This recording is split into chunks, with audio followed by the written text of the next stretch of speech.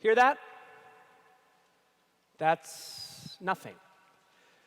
Which is what I, as a speaker at today's conference, have for you all.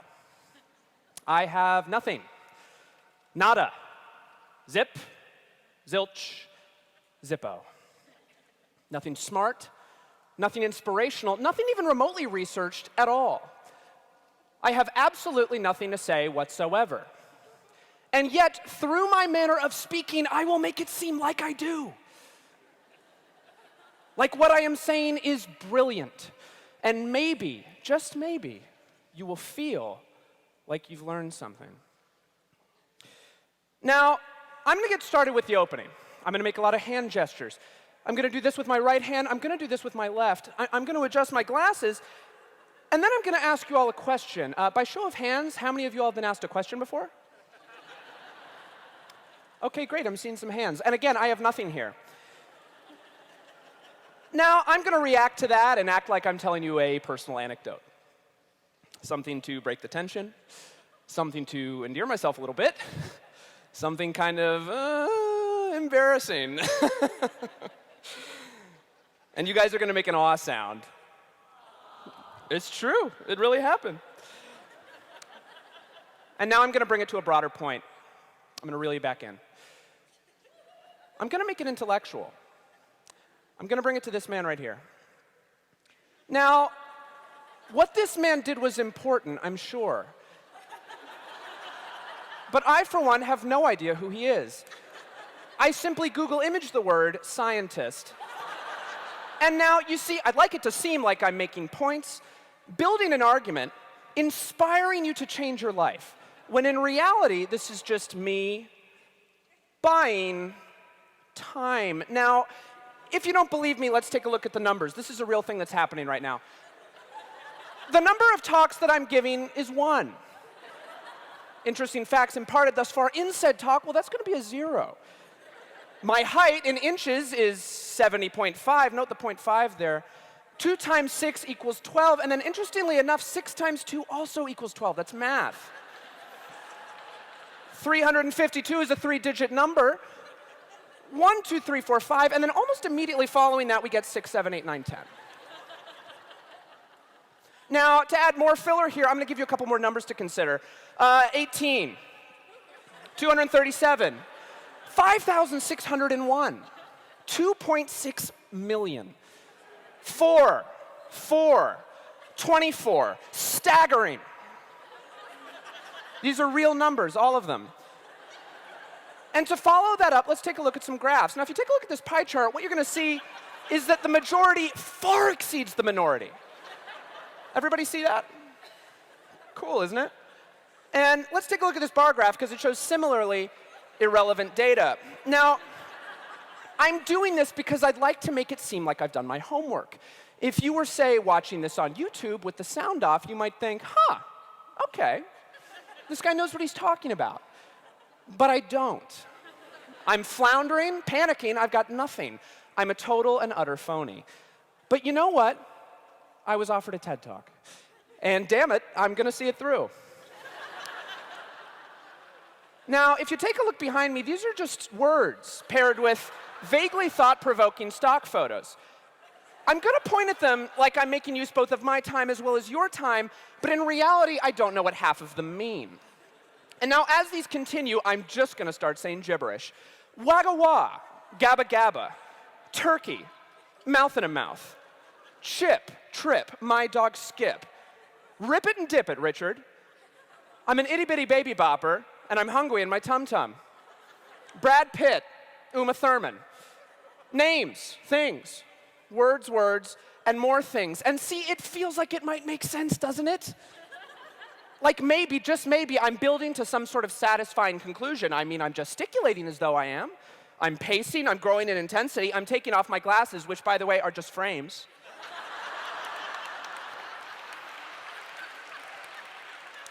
I wore them to look smart, even though my vision is perfect.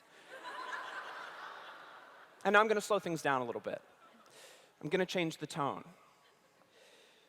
I'm going to make it seem like I'm building to a moment.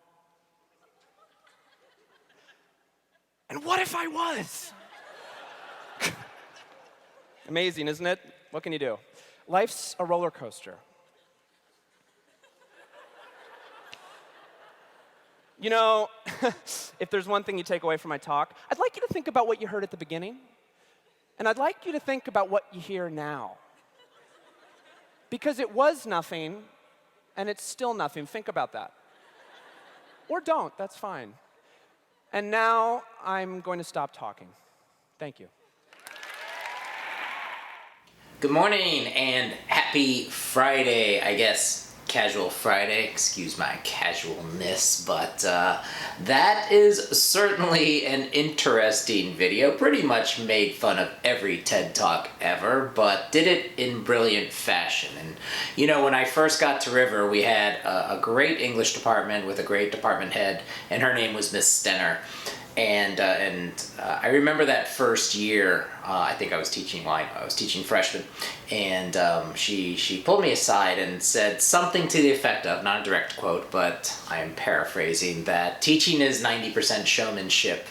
And it really struck a chord with me, because I just really thought, wow, you're right. And it's really, you know, hoping to kind of keep students engaged and making them want, hopefully, to watch more.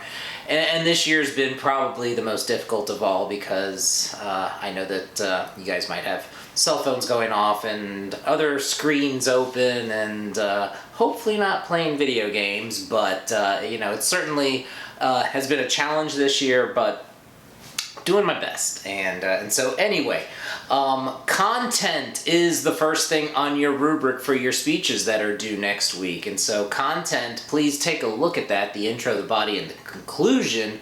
And that's really, you know, the meat and potatoes, I would say, of your presentation. Certainly the visible points of that should be the main points that you're making, whatever evidence you might have, data, facts, statistics to back that up. And so that's what we are going to see on the screen as you're talking us through your presentation starting on Tuesday now, because you get the extra day. All right, and so a couple of people asked, well, do you have a sample? And so I actually went back through some old Google Classrooms. I went into last year's, well, I taught juniors last year, and I actually have some of those same students this year. So I went back 2 years when I taught my English 12 honors class, and I just kind of grabbed one. So I want to walk you through it. I'm just going to kind of show it to you. I'm not going to really present it, because I don't necessarily know all the information that this particular student presented, but I'll just pop it up on the screen so you get a decent idea. And again, you want to time yourself, try to go for that 4 to 5 minute time. That's pretty locked in. Obviously, these are gonna be videoed. I'm gonna go back and watch them, and when I do so, that's when I actually time them. And so make sure that you're doing your part and that you don't miss out on those easy points of hitting that time frame. So that's the first thing I'd like to do today is let's go over a sample, and then if you have any questions on it as I'm going over it, please put them in the chat box. I'll try to answer them if I see them, but might wait till after the presentation of this sample, student sample, real live student sample from a couple years back. So let's go ahead and take a look at that. All right, going in the Wayback Machine. Well, persuasive topic selection, that's your Flipgrid, and that'll be on your Flipgrid Friday, which will be linked here shortly, but I'm going to go way back into, let's see here, I'll just grab one. Pay no attention to the student's name. I'll just see if I can go ahead and present this. I seem to remember this being a pretty good one. And so this is a sample of a persuasive presentation, and I'll just kind of click through it.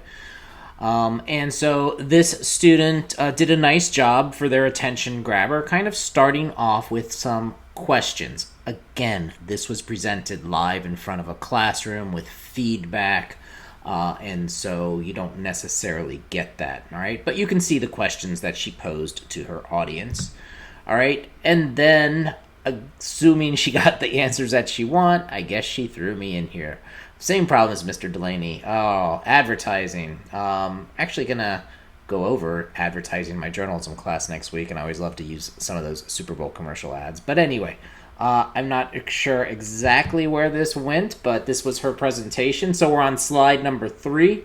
Here's the modern day teenage boy. 3 computer screens, fancy little headset, World Wide Web at his fingertips. I do see this quite a bit, especially in my journalism class. Some of those freshmen, wow, they're just super spoiled, I guess. They have all that high-tech gear. But that is certainly, and again, this is a couple years old. Slide number 4. Well, I guess she was focusing on pop-up ads, maybe forced advertisement, and I'm not sure exactly what her main points were. I wish she was here to tell us that. Slide number 5. I guess all of the ad blocking pop-up, I believe this was that, hey, let's stand up against ads, and I don't know what it means by kick it like that guy. What's in his mouth? All right, and this is, what, slide number 6, I think? And so she has some data here, okay? Attribution. Tells us where she got this information from. The Atlantic, all right? Popular magazine. And a good stat here. All right. Consumers are shown this over and over again. Hey, this kind of goes with, all right, trying to create that sense of urgency that we see in persuasive talk, ironically. Slide, I'm not sure, 7. She embedded a video into hers. Please feel free to do so. Once again, if you have a video as part of your presentation, it cannot be more than 10% of your time. So don't play a 4-minute video and then say, hey, any questions, and sign out. I don't really recall which commercial this was, and it didn't work on my other computer, so let's just see.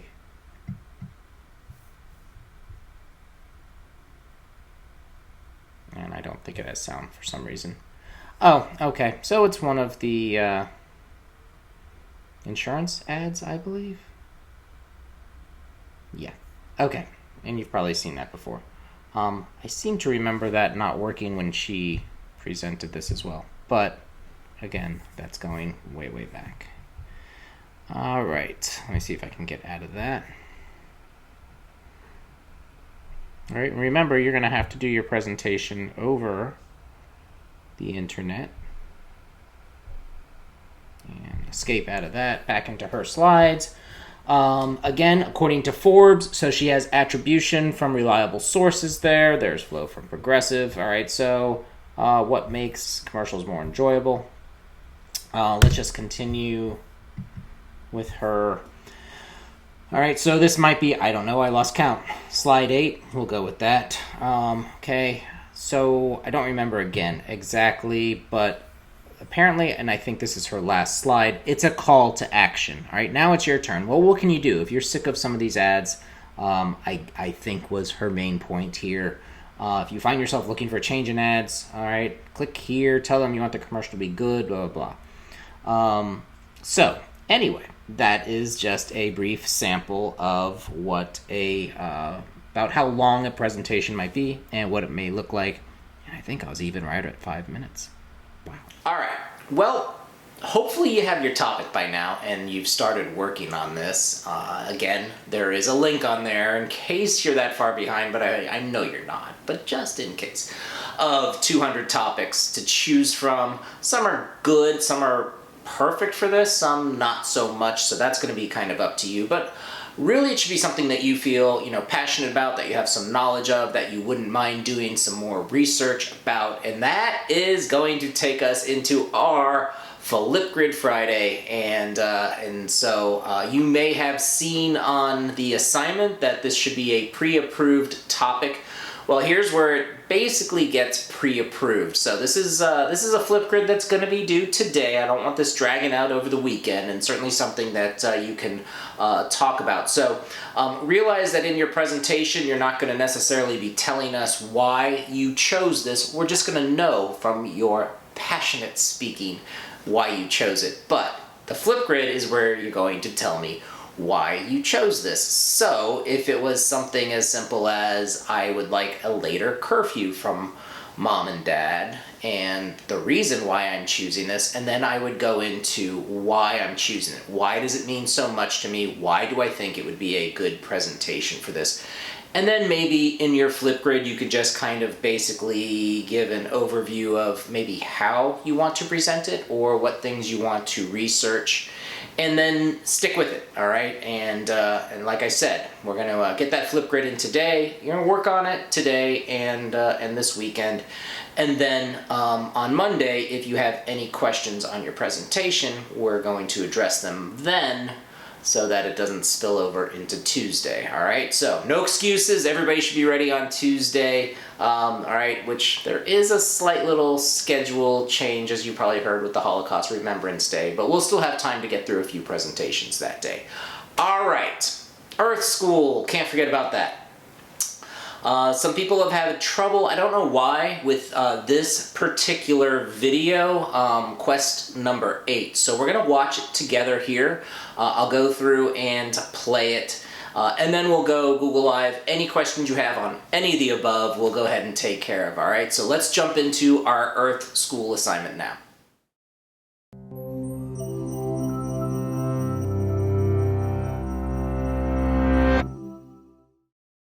4,000 years ago, the ancient Sumerians made a surprising discovery. If they scraped the bark off a particular kind of tree and ate it, their pain disappeared. Little did they know that what they'd found was destined to influence the future course of medicine. What the Sumerians had discovered was a precursor to the medicine known today as aspirin. Aspirin's active ingredient is found commonly in willow trees and other wild plants, which is how it came to infuse the medical traditions of Sumer, ancient Egypt, ancient Greece, and other cultures. Around 400 BC, Hippocrates, thought of as the father of modern medicine, first recommended chewing willow bark for pain relief and making willow leaf tea to ease the pain of childbirth.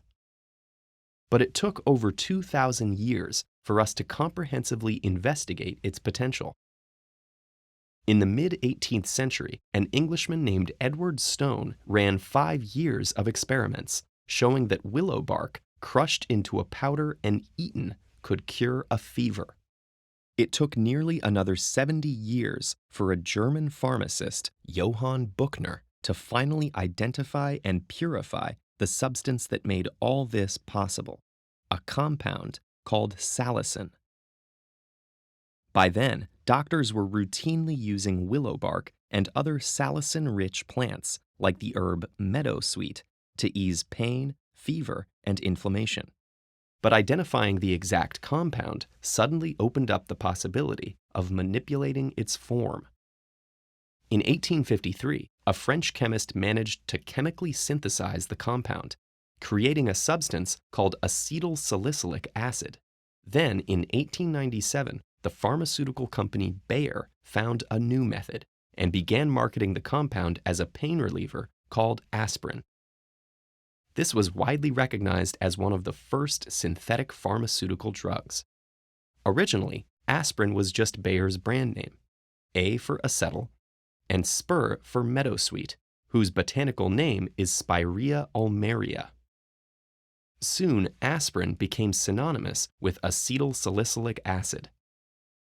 As its influence grew, aspirin was found to ease not just pain, but also many inflammation-related problems, like rheumatoid arthritis, pericarditis, which inflames the fluid-filled sac around the heart, and Kawasaki disease, where blood vessels become inflamed.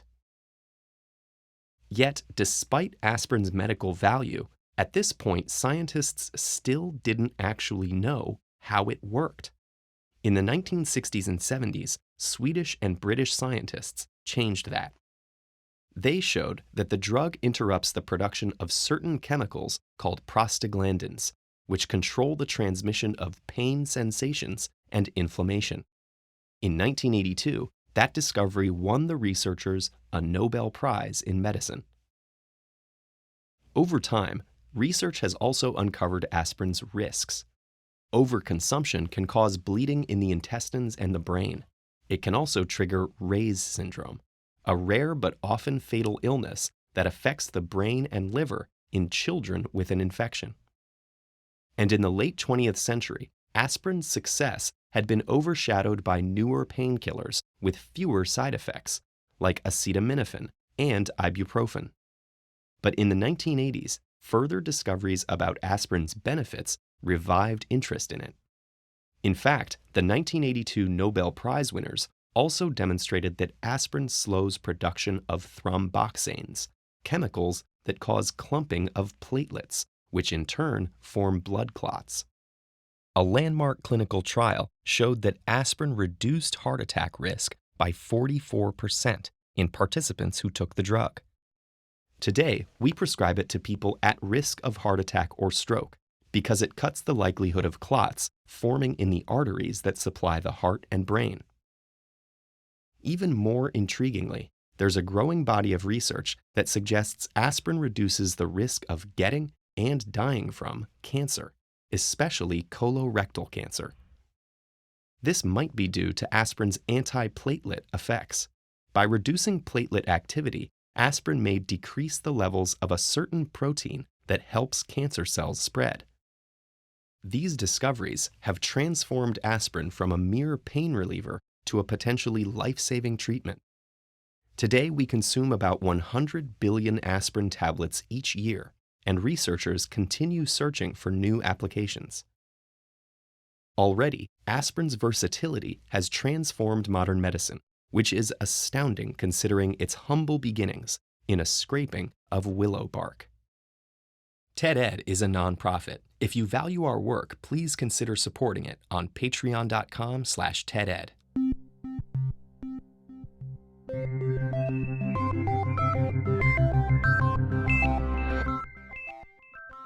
Alright, once again, pretty cool stuff. Hopefully you can go back and watch it and it won't be a problem, alright? And so, anyway, let me know if it is. But at least you have seen it. You can go through and answer the questions. Again, hopefully the video won't be an issue. I have submitted a little question trouble ticket to them, but I never heard back on this particular video. So we'll just keep moving forward. Again, 30 quests in 30 days. All right, and do the math. This is going to add up to a lot of points. All right, 30 points, 30 days, and 60 points for the certificate. That's like a gazillion points. All right, so anyway, let's go ahead and jump into, I'm not good at math. Let's go ahead and jump into our live Google Meet, and then I'll cut you guys loose to get to work.